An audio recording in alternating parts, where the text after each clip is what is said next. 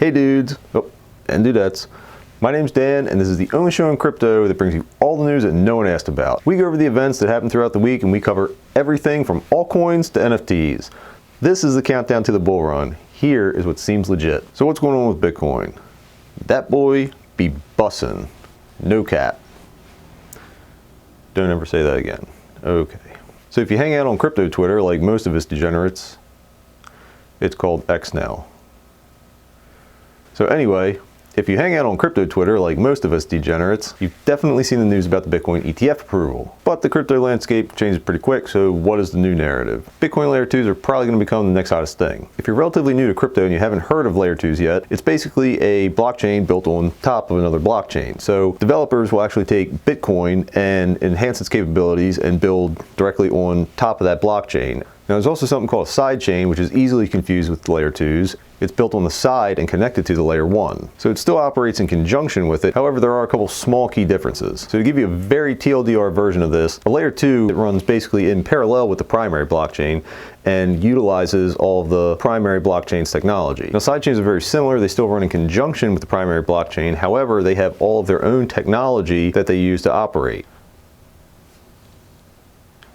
Dude, I think you lost me, man.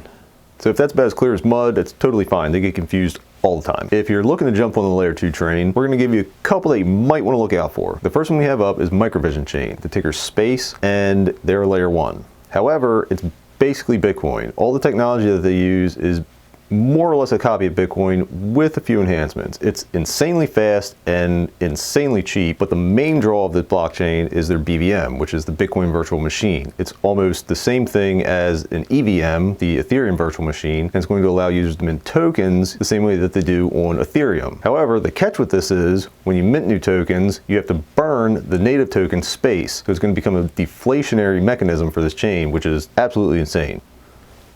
Dude, that's insane. The next one we have is Stacks, ticker is STX. It's a Layer 2. The blockchain's mostly known for its DeFi capabilities, smart contracts, NFTs. It's kind of a typical Layer 2. However, people have migrated to it and it seems to have become almost a leader in the fight for the king of the hill on Bitcoin Layer 2's. Also, their main draw right now is the Nakamoto release. This is basically just supposed to bring much faster speeds and much cheaper transactions. They haven't actually set a date for the release. However, they did say that it should be out before the Bitcoin halving, and that I believe is set to happen right around April 20th.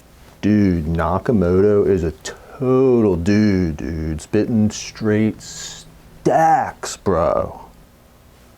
Stay off of dope.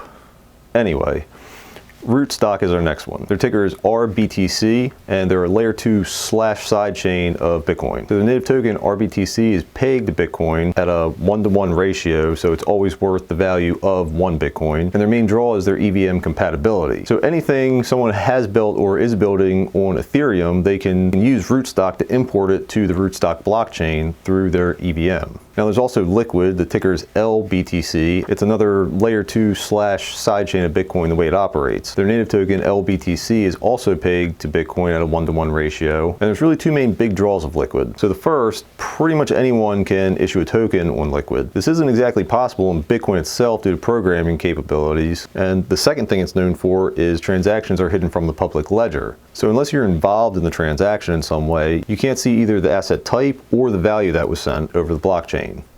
Oh, really? Why don't you come with me? And finally, we have Mint Layer. Their ticker is ML, and it's also a full sidechain. Now, one of the biggest differences with Mint Layer, aside from it operating by itself, is that it uses a proof of stake rather than proof of work mechanism. It also hosts a relatively similar anonymous transaction structure to Liquid, and people are also going to be able to import existing projects from other popular blockchains. My guy, is a sidechain like the side piece? Because I got the Riz if she's looking for the Raz. Not at all. And why don't you keep that Riz of yours wrapped up? And what's going on with Solana? You probably saw it trending on Crypto X. You probably saw it trending on Twitter about how there was an outage. So we sent out the news crew to try to interview one of the developers working on this, but all they brought back was a picture of what was going on. They figured out one of the blocks was actually stuck in what they called an infinite loop, and it just kept cycling over and over and over again, which stalled the blockchain and nobody was able to do anything, so they had to bring down all the validators and issue an update. After they issued the update, Solana was restored and the Hexagons had to find something else to cry about.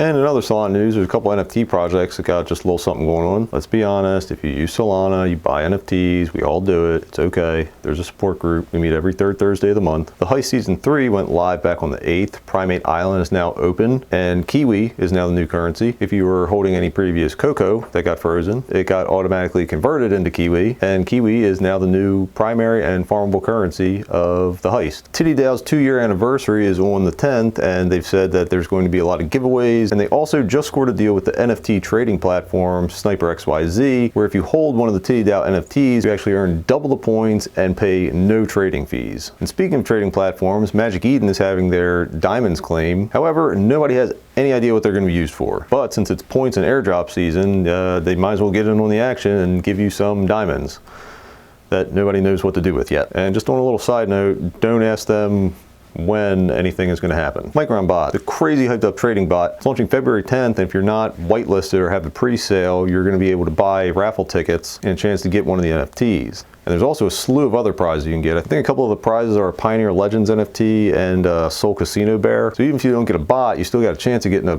pretty valuable NFT out of the raffle. Tickets cost 4/10 of a salami each. So if you got any extra salami rolls lying around, slice it thin and get some raffle tickets. Now I'm going to throw a little curveball at you. Have you ever heard of a proof of work NFT? Because I don't think anybody on the team has. Yeah. So the idea behind this, instead of, just throwing people some salami slices for, brand new NFTs, you actually have to work to mint it. It's not actually very difficult at the moment. You can just go to the website and they have a small platform already built in that you can run and try to mint one of these. However, they're already more or less minted out. Now, allegedly, the supply is infinite, and the complexity of this continues to scale just extremely high. So the way these are actually minted, you have to find a specific address with POW in the front of it. And trying to find ones with POW in the consecutive order, especially ones that haven't already been minted, is getting a little more difficult. Now, if you got a supersized brain, you can download the Solana CLI and play with that. I have no idea how to do that. I don't even know what the acronym stands for. I just decided to sit in front of my computer and watch the numbers go up on the website, and once in a while it would say, hey, you can mint one, and it was already minted. But the internet loves the next big thing, and this could be it, considering I don't think there's any other projects out there that have some type of proof of work mechanism to mine an NFT like this. Just something to look out for. Look, man, the only work I'm doing for my NFTs is cutting up my salamis. You dig?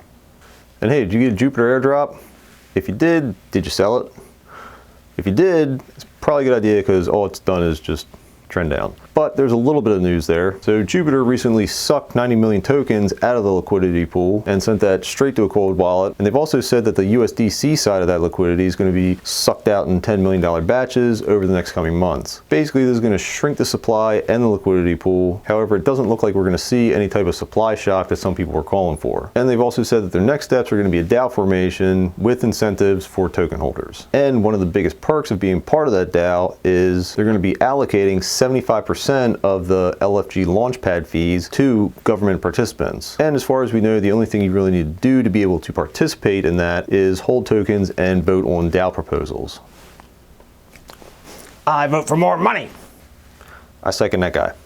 All right, so what's going on in the broader blockchain world? The Ethereum naming service is partnering with GoDaddy.com to allow people to link their ENS to their domain. So this means if Amazon.eth hasn't been bought yet, then buy it, because they're going to come knocking very soon and say, I would like my .eth address, and you will be like, okay, give me a ridiculous amount of money, and it is all yours. Heroes of Mafia, which is an Ethereum-based mobile game, has achieved over 1 million downloads. I believe this is a first. We have no idea. They do have their own token. It looks like it was released on February 6th. And according to CoinGecko, the price has doubled since then. Started about $3.10, and as of right now, it's over $7. So it doesn't matter if the game sucks or not. The token is where it's at. Do you use Aptos? Better question. Are you holding Aptos? If you are, you should probably know on February 11th, they're going to be releasing $230 million worth of the native token. Now, we've also seen this relatively recently with SWE and Optimism. I believe SWE was about $50 million worth of their native asset, and then Optimism was, I think, double that. I think it was about $100 million worth of their native asset. SWE on one hand decided to just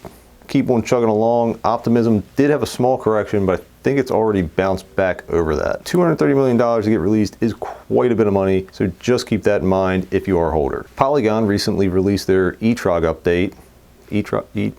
I have no idea how to say that word. They released their update on February 6th, which upgrades the blockchain to a Type 2 ZK EVM. Now this basically means it's going to be super fast and super scalable, but also remain completely EVM compliant. Unlike other ZK rollups where Type 1s are just fully Ethereum compliant.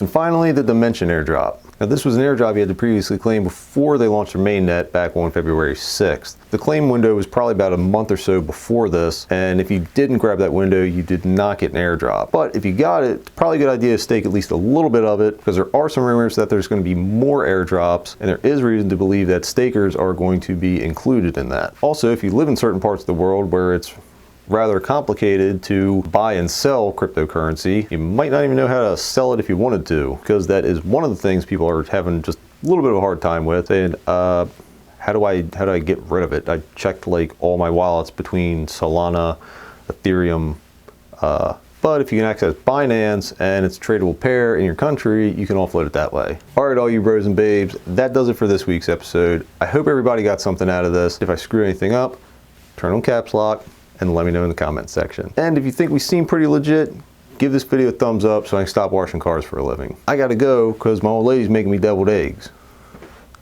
Hey, you already had 5 of them. Leave me a couple.